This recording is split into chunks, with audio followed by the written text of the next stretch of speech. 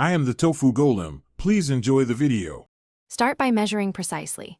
Combine 2 cups all-purpose flour, 1/4 cup sugar, 1 tablespoon baking powder, and 1/2 teaspoon salt in a large mixing bowl.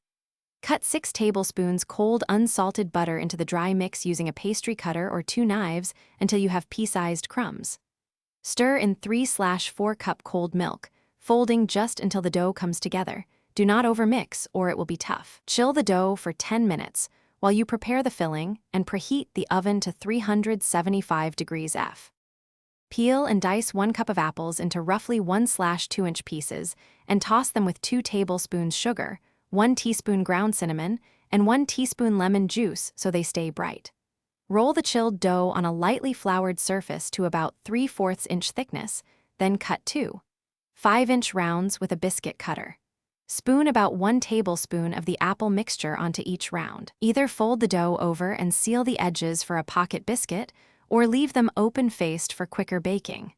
Brush tops with a little milk or beaten egg. Arrange biscuits on a parchment-lined baking sheet, leaving about 1 inch between pieces so they rise evenly, and bake at 375 degrees F for 12 to 15 minutes until golden brown and set in the center. Remove from the oven and cool on a rack for about 5 minutes.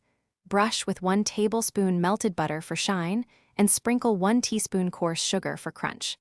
Serve warm with optional vanilla ice cream or a drizzle of honey. Store any leftovers in an airtight container at room temperature for up to 2 days. Thanks for watching. Consider subscribing if we helped you today.